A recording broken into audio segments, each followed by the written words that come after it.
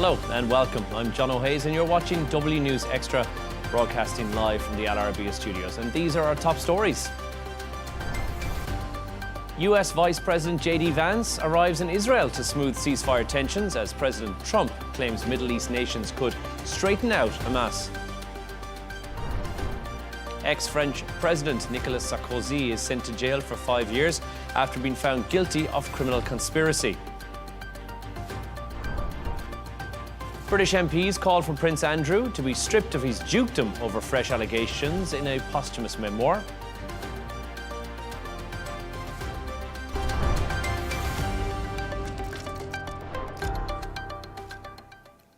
To our first story this evening, US Vice President Vance has arrived in Israel today in an attempt to calm ceasefire tensions between Israel and Hamas. Earlier, he held a press conference with Steve Witkoff and Jared Kushner on the ongoing situation. He told reporters that he felt confident that peace would last, and if Hamas did not cooperate, it will be obliterated. Take a listen to this. This is a very, very tough situation. You have two peoples, two enemies who have fought a very tough conflict against each other. You have a terrorist organization on one hand that murdered a lot of innocent people. You've got an Israeli army that was defending itself on the other, that has learned a lot over the past couple of years. And then, of course, you have an innocent civilian population in Gaza that's caught in the middle. But we're here at the Civilian Military Cooperation Center, which we are announcing the opening of. You have Israelis and Americans working hand in hand to try to begin the plan to rebuild Gaza, to implement a long-term peace, and to actually ensure that you have security forces on the ground in Gaza, not composed of Americans, who can keep the peace over the long term. So we've got a lot of work left to do. This is going to take a very, very long time, but I think Steve Witkoff, Jared Kushner, and Admiral Cooper behind me have done an incredible job. I want to say that there is this weird attitude I've sensed in the American media and the Western media where there's almost this desire to root for failure, that every time something bad happens, that every time that there's an act of violence, there's this inclination to say, oh, this is the end of the ceasefire, this is the end of the peace plan. It's not the end. To discuss this and all of today's stories, we're joined in the studio by Managing Director of This.Is.Dubai, Michael Jabri-Pickett, and Correspondent and Columnist Gemma. Thanks to both of you for being with us this evening. Michael, we'll turn to you first on this. Vance's trip here, does that signal something to both Israel and to Palestine as well about the course of Hamas and what's happening next year, do you think? The White House is not taking their eye off the ball. They're going to continue to apply pressure to the Israeli Prime Minister, who, interestingly enough, they're not meeting with. Yet, correct. I think it means that they'll also be having, harsh conversations with Hamas, with all the players involved. They're sending a message, I think, that this is still very important to them and they want it to succeed. Also, we're in the third week of the U.S. government shutdown, and I think that optically this gives the White House an opportunity to discuss something that's worthwhile, while the American voter might be thinking, why are we still struggling with no government activity?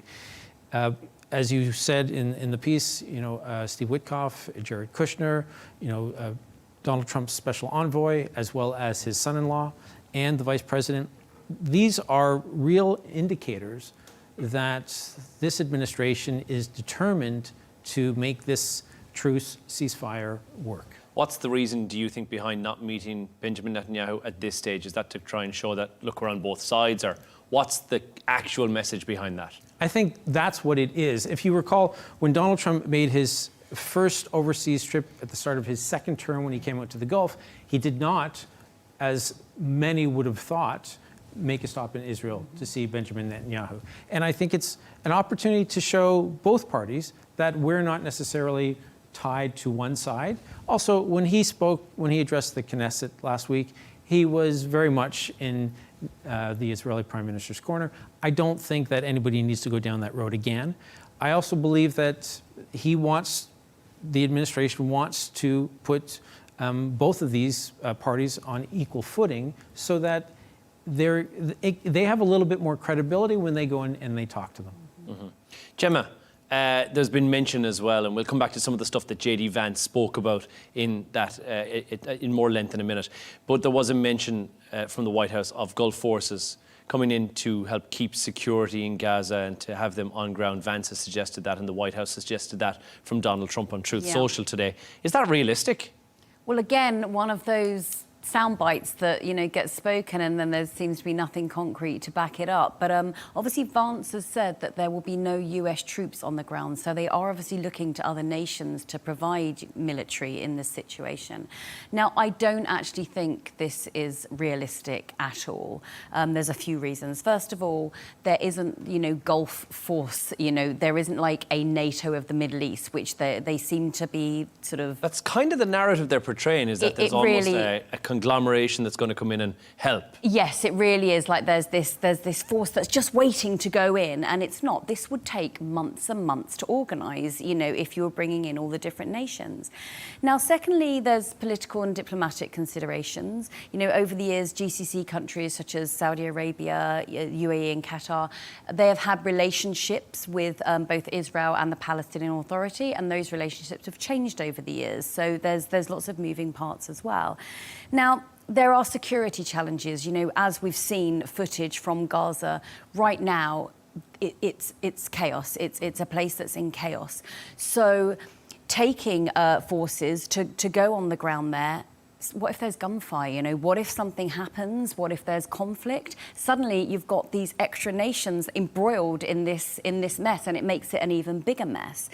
And also, I think, importantly, there's no real historical precedent for this, because Middle Eastern nations have traditionally been the ones who've come to the table for negotiations rather than putting boots on the ground. And I guess that's the question, Michael. We don't know who's going to go in first. Somebody has to be the first to go in there. Is it going to be Egypt? Who's going to send in troops in there? But we did hear J.D. Vance mention something that I want to just come back to quickly. He said the West has this ideology that it's happy for a ceasefire to fail.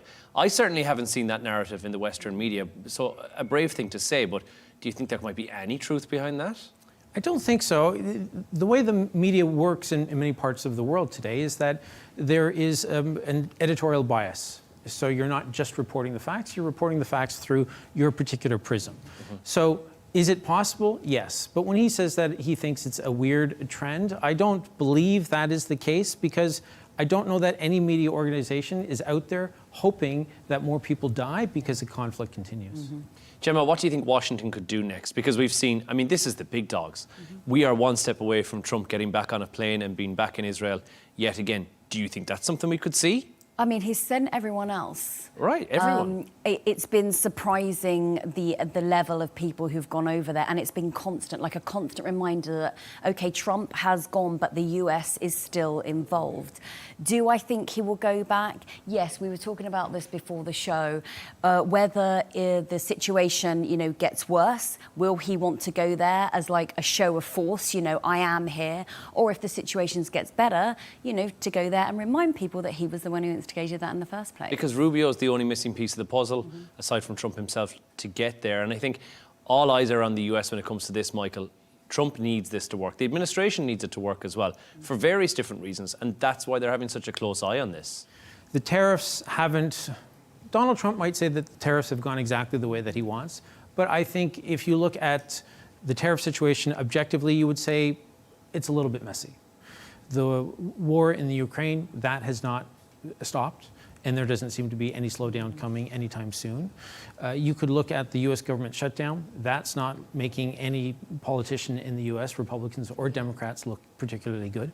This is a win, and you could argue it's his first big win in the 9 months that he's been back in power.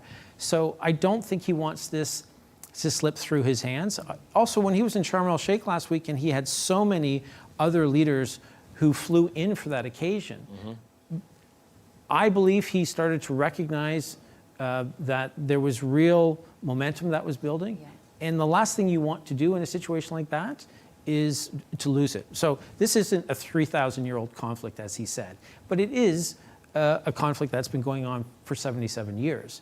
And to be the president that can sort this out when so many administrations have tried, this would be a real feather in his cap, and something that I think he could go to the Nobel Peace Prize and legitimately argue for. Eyes are on the prize for Donald Trump. Missed out on this year's one, so I think 2026 is going to be his year if he continues to get this over the line, and I think that's very to the fore of this administration's mind. Gemma, when we look at the humanitarian side of this as well, which is continuing, which is worsening. We are in a ceasefire that is somewhat breaking down, although we're being led to believe that it's not. The humanitarian crisis is worsening on the ground for the people of Palestine. Yeah, it's not getting any better, but this is where one would hope that this Gulf force, that Trump has talked about, could come into their own, because this is traditionally where these nations would bring in humanitarian aid, because they're there, they're regional, they're close to the action as opposed to in a military way. But yes, there is still no sanitation, there is no medication getting through, food, water, communications, none of that is being addressed. And I do feel that if the focus shifted sharply onto that now, we would see less of the chaos, the excavation machinery that Hamas has requested to come in to help find the rest of the hostages as well.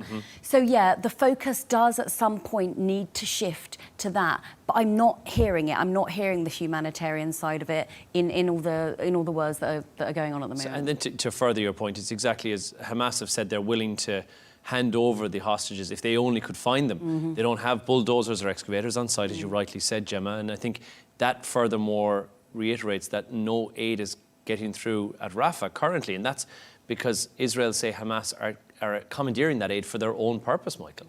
Or they're saying that, Israel is saying that Hamas is delaying the release of the bodies of the remaining hostages, and as a result, Israel has decided that they're not going to let more aid in. So they're using that as a threat to get Hamas to act a little bit more urgently, because of course the Israeli government is feeling pressure from the family members of the deceased hostages. But surely the giving across of another hostage again today indicates that Hamas has got this willingness, and it does simply seem like they just can't get the bodies quick enough. Yeah, I think the real leverage that they had was the 20 hostages who were still alive, and they gave them up on the first day. I don't know that they feel that there's a lot of leverage that they have by holding on to more bodies. I think they want, because for every Israeli deceased hostages that is released, then the Israelis will release 15 Palestinian bodies. So they are getting something in return. But you have to remember that at the core, or as you said, we're dealing with people. And if aid isn't coming in, then that's going to slow down the entire process. Well, it is a developing story, but thank you both for your thoughts on that. We're going to move on to our next story for this evening. The ex-French President Nicolas Sarkozy is spending his first night in jail as he begins a 5-year sentence for criminal conspiracy. Sarkozy was found guilty of funding his election campaign using money from the late Libyan President Muammar Gaddafi. Arriving in Nassante prison alongside his wife Carla Bruni earlier, the former leader greeted supporters as he continued to protest his innocence. Gemma, what a week for France. This is a significant moment, though. Former French president actually going to jail. Yes. It is. It's been a big week for France and a big 72 hours as well. It is incredibly significant. So Sarkozy is the first ever French ex-president to ever go to jail.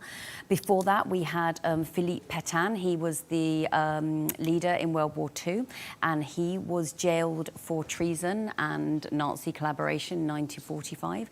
And before that, we have to go all the way back to 1793, when King Louis XVI was jailed ahead of his execution.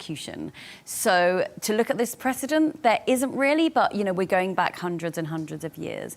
Now, Sarkozy has been sort of dogged by, criminal inquiries and allegations for quite a few years now, since he left office in 2012. And last December, he had to wear an electronic tag around his ankle because of a separate case. And next month, the France's highest administration court will give its verdict on his appeal pertaining to another case as well. So there's so much going on here as he goes to prison. Now, interestingly, the prison he's going to be put in the VIP wing of this prison. So there is one? Yes, I'm sure we will move on to that later. But what I found interesting is previous inmates at this prison include Manuel Noriega, the former dictator of Panama, and Carlos the Jackal, that very famous terrorist. Wow. So he'll be in that company. But to keep in mind, and he vehemently denies these allegations that are against him right now, but there are other crimes that are also out there. Why has he gone to jail at this stage of it when he's not been actually convicted of this specific crime? So in France, the allegations that have been levied against him require the person, former prime minister or a former president or not, to be in prison while the judicial process plays out. He is not permitted to be out of prison.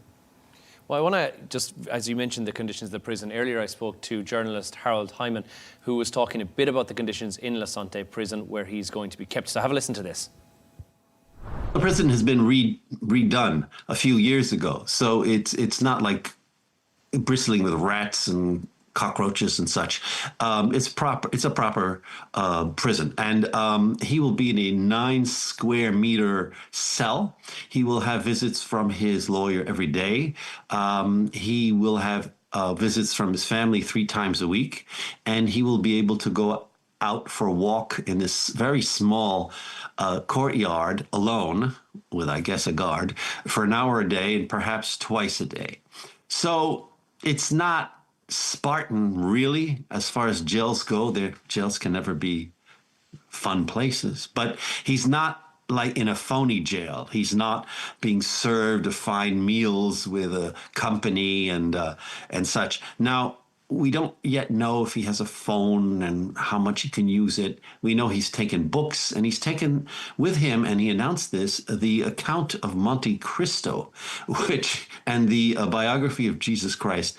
Now, the Count of Monte Cristo, as we all know, escaped prison in Alexandre Dumas' novel, and then took revenge on the rest of society. So that was a very clear message, which absolutely nobody missed. What a book to take with you. Gemma, would you be taking the Count of Monte Cristo in with you? It's quite on the nose, isn't it? A man wrongfully imprisoned who escapes. Well, it's one of my favourite books, so I would actually take it with me, yeah. And he's got plenty of time to read it because it's quite a thick tome. Well, he's likely to get some ideas from that, which is a concern. If he was to take some ideas from the book, give us an overview on how he might get out of jail. Well, so in the book, he escapes by faking his own death. He pretends to be someone else who's died, the bishop who's been tutoring him all the time, and he sneaks out that way. So he's basically dead man's shoes is how he gets out. So that's what they have to keep an eye for. Yes. He should be taking in Don Quixote, tilting at windmills, because I don't think he's got a chance in hell of getting out. Yeah, it looks a bit more high security than I think it would have been back in the day. Michael, this imprisonment as well, what does it mean for the trust in French politics, which we got to be honest about it, France is having politically the most turbulent time in recent history? You say politically, and it's true. I think we're thinking of what's happened at the Louvre recently, but that's become a political issue because you've had the Justice Minister who's spoken about how we've failed the country, and that means that the other politicians from the other parties have, of course, jumped in to attack the government. So that fiasco has developed or I guess it's actually exposed certain weaknesses in the museum itself. And then, of course, Macron has tried, I think he's had 5 prime ministers in 2 years now. Yeah, he can't get a break right now. I mean, it's one thing after another after another. In fact, one of the prime minister's cabinets, I think the government lasted 14 hours. Mm-hmm. So, and all he's done is appoint that man again to be the current prime minister. And at the core of that whole debacle is one particular piece of legislation that the government would like to increase the retirement age. Now, France, as many of us know, is very much a country that works with unions. Mm-hmm. And the last thing that, a union worker is going to want to do is work another couple of years. Yeah. And that was one of the sticking points for many of the political parties. So there's so much that's happening right now that the public has lost a lot of its faith in the French system, not just because you have almost 9 million visitors who visit the Louvre, but that's the number that I think it was 8.7 last year in 2024. Mm-hmm. But you also have, these other real pieces of legislation that would affect lives, and this is not helping many people feel that the government is heading in the right direction. And on top of that, we have a former president who is going to prison because he is being accused of having committed some pretty heinous crimes. And to clarify, Gemma, on this, and the allegations that have been pipped against him, and as you so rightly pointed out earlier, have been set against him by Gaddafi's son.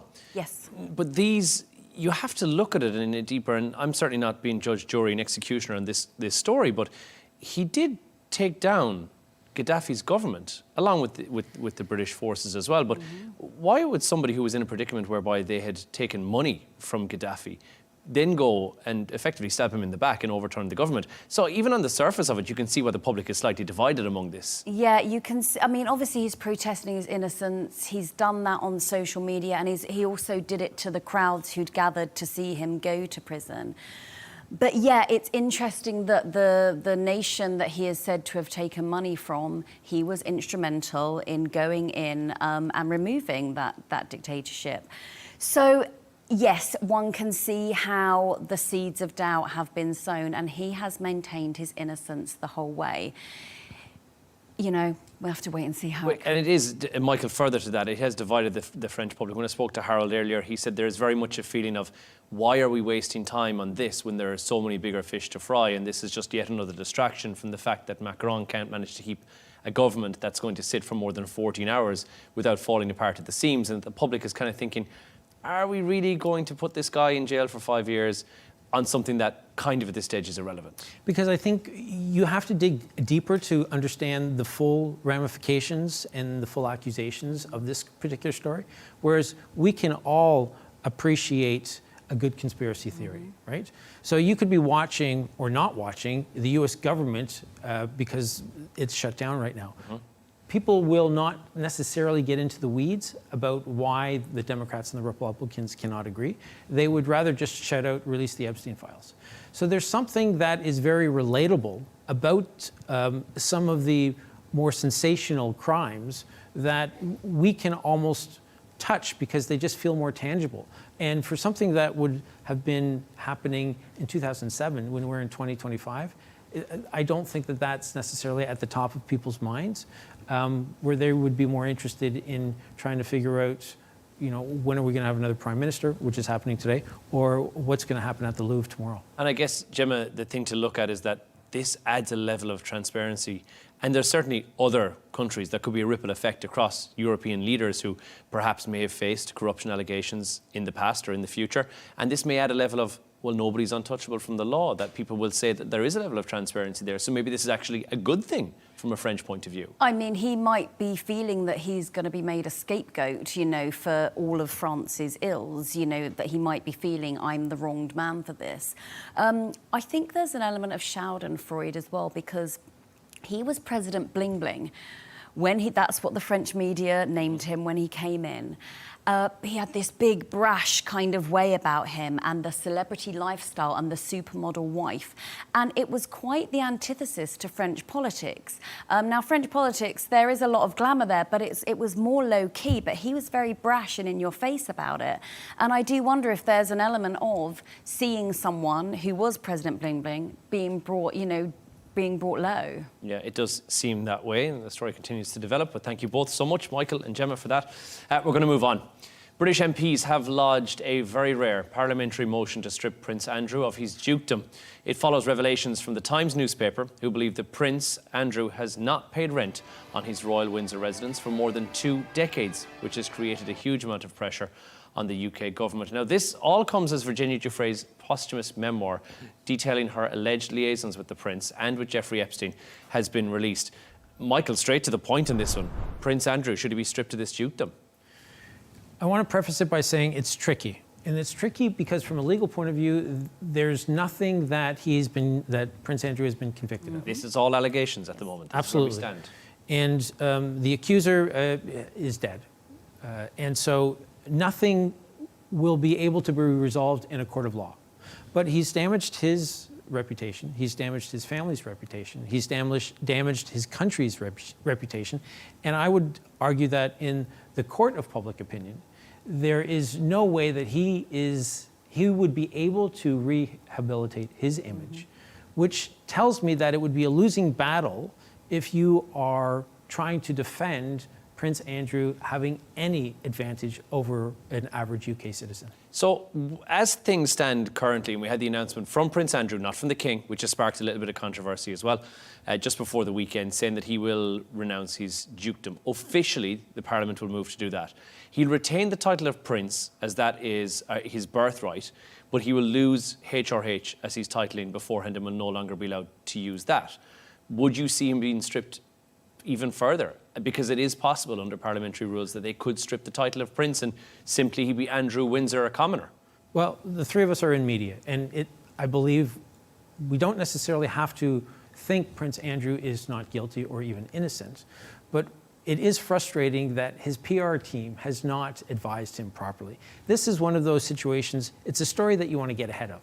And you need to be, if you want to slide under the radar, if you want to be able to have a normal life for whatever number of years you might have left, you need to be proactive. He should be saying, I will allow, or I will encourage, or I will support Parliament as they strip me of HRH. He keeps Prince, as you said, because that's his birthright. He is the son of a queen. Fine. But to be proactive, but he isn't being proactive. It seems as though everything that is being talked about is something that he begrudgingly, so it would appear, is willing to maybe have a discussion about. Mm-hmm. That's the impression. And I think when you're not going in proactively to try to make amends for someone who was, even if you had nothing to do with it, this woman died by suicide, and the accuser, and she was treated horrifically. You need to have a little bit more self-awareness that you have been tied to this woman, and you need to be proactive so that you can try to save whatever grace you might have left in your career. Gemma, let's talk about the fact that this, at least Parliament removing the dukedom from this point of view, is to do with Royal Lodge. That's what's been reported in the Daily Mail today. We're hearing that that may be the reason. Talk us through what's actually been paid here, because we're hearing a bit about the rent that's been paid and why this might be such a controversial issue. Yes, so the controversy is that Prince Andrew doesn't pay rent at this 30-room that, you know, you say the word lodge and you say the word cottage when it comes to royals. These are not lodges and cottages as we would know them. This Royal Lodge is a 30-room mansion that used to be the Queen Mother's home. Now, he hasn't paid rent on the property for 22 years. And I think this is quite a low estimation, but the rent is said to be in the region of £260,000 a year. Now, it is on royal land. It's near Windsor Castle. You know, there's lots of security. So I would say that that's quite a low ball, to be honest. Yeah. Yes. So when he moved in, he paid £8 million to do renovations. That was part of the deal for him to move in. And he had to come up with that money himself. No one really knows where that money came from back then. But then him paying that was basically, okay, then that's me now for the next 70-odd years. And what they give, in England, we have this thing called a peppercorn rent. It dates back, you know, hundreds and hundreds of years, where you pay an absolute minimal amount. And in this case, it's £1 a year, and he can decide whether to pay it or not. So this is where a lot of, I think, public opinion is swelling, because Britain is still in the midst of a cost of living crisis. You know, you're seeing all the time there's so much immigration is a big thing that's in the media as well. And you have this prince living in a 30-room manor house for £1 a year. So, taking aside the accusations, which of course Prince Andrew vehemently denies those, taking that out of the equation and just leaving solely the not paying for the house for 20 years, we're now seeing William and Kate as well in somewhat get involved here, the new charge, so to speak, of the royal family, and rumours that they may be the ones who are leading this, let's move him along, let's get Andrew out of the firm, so to speak. I don't think it's really a secret that William does not get on with his uncle. The recent Duchess of Kent's funeral, he was visibly uncomfortable with Andrew next to him, you know, when we all saw the photos.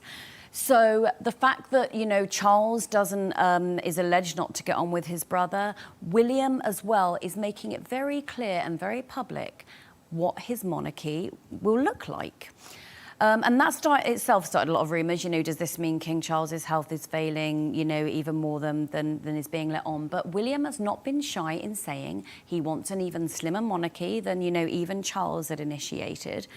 Now, I think what's really interesting as well is if all these titles are stripped from Prince Andrew, and he's not allowed to go to Sandringham for Christmas anymore, you know, where he's not allowed to participate in royal life. Anything, right? Or I think right down to funerals, christenings, weddings, nothing. I think this is what's very interesting, because there's going to be a difference between what's a public royal event and what's a private event, because it does bring up the question, will he be able to go to King Charles' funeral as and when it happens? Well, I mean, that is a twofold, isn't it? I mean, we saw that much like with the Queen's funeral, we saw a private family element to it, and we saw a very public element to it. So I guess there's a distinguishing part there, because if the taxpayer is paying for it, that's a public funeral. That's true, but do you remember Andrew made himself quite front and centre at the Queen's funeral? And it was said that King Charles was very unhappy with that.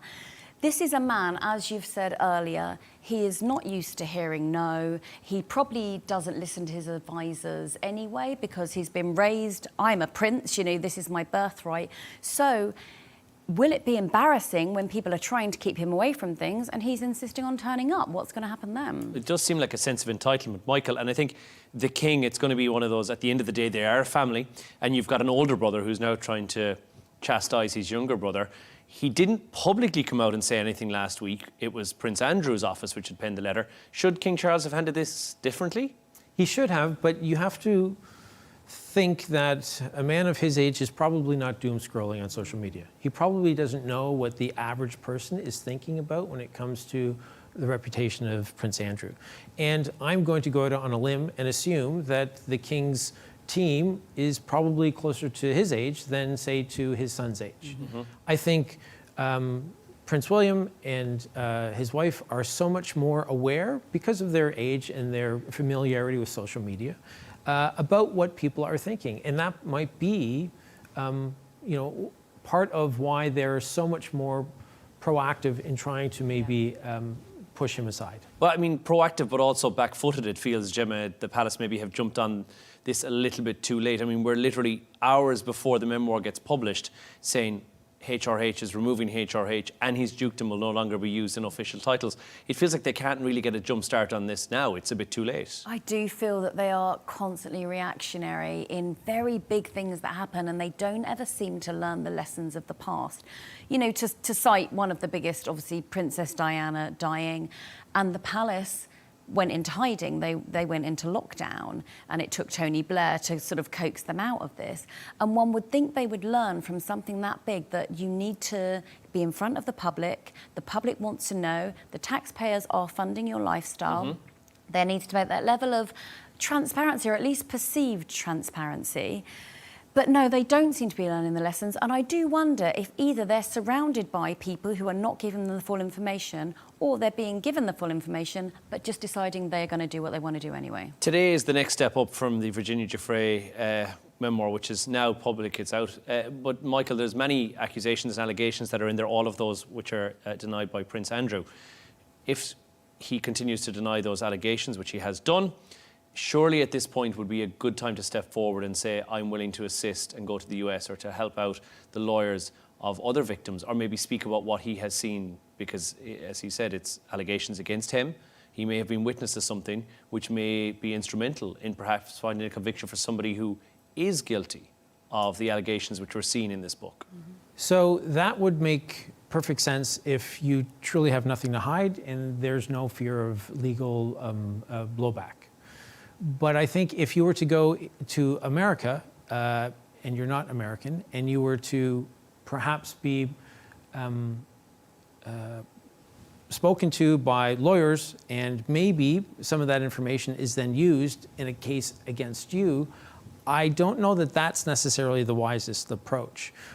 I don't know that you also want to get involved in dealing with other victims who have been trafficked by Jeffrey Epstein. I think the key is to control your own story and manage what you are involved with.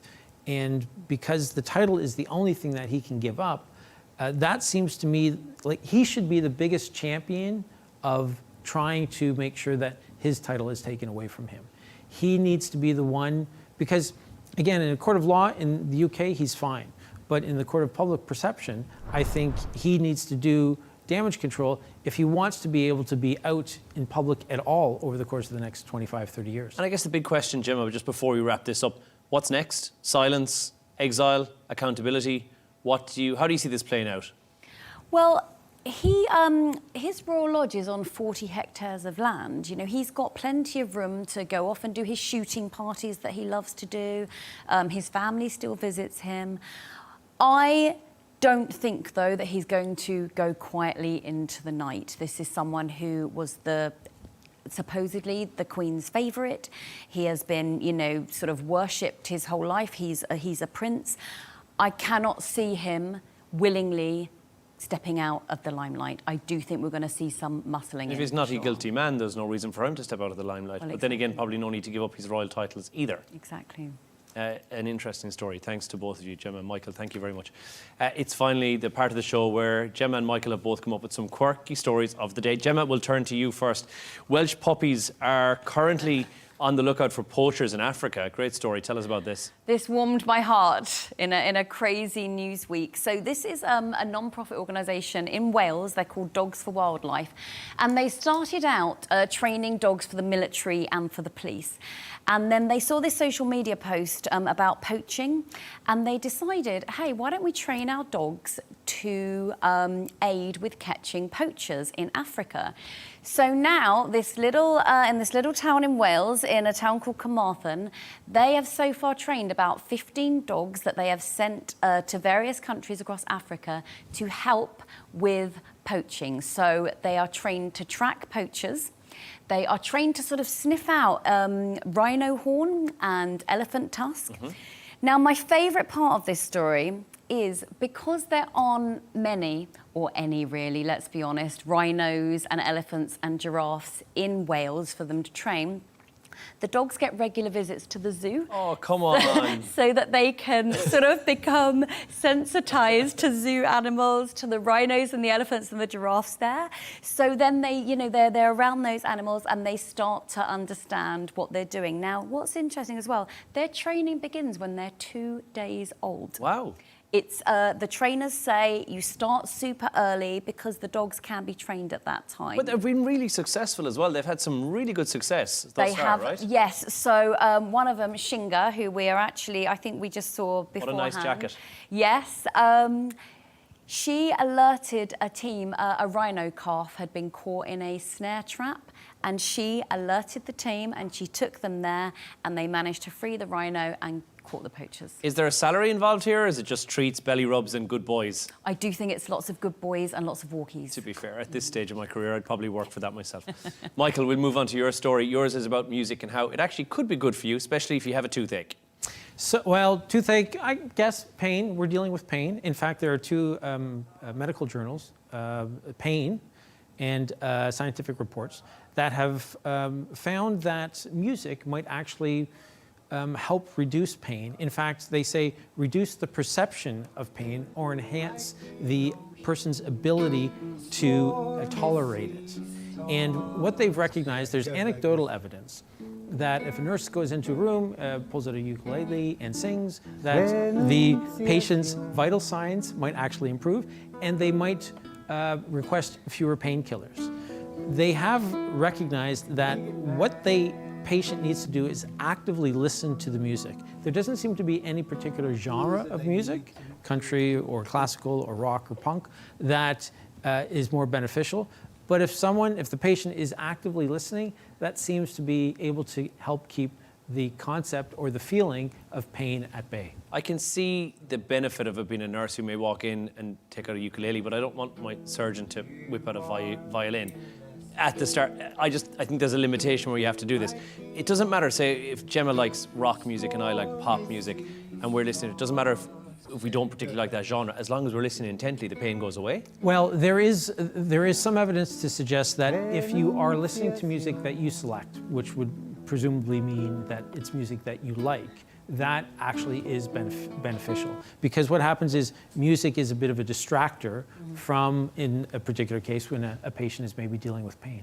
So you have to actively listen, I guess. But we're not going to see a DJ replace out an anesthesiologist in a surgery in the near future. That's not likely to happen. Never say never. Dr. Dre, whole new meaning. Well, if a nurse came into my hospital room with a ukulele, I'd be requesting more payment. My blood pressure would be through the roof, that's for sure. I had a lot of things that I put in there, about 10 cc's of 10 cc for the patient and air or a supply. recorder. A recorder would be worse, like from your school days. Absolutely, the worst. There's the wonderful Jackson Browne song, Doctor My Eyes, but I do think that Dr. Dre was perhaps your best one. Thank you very much, I tried. And on that note is where we will leave it, thankfully, just a nick of time. Thank you to both of our guests tonight, Managing Director of This.Is.Dubai, Michael Jabri-Pickett, and Correspondent and Columnist Gemma White. Thank you both so much for being here this evening.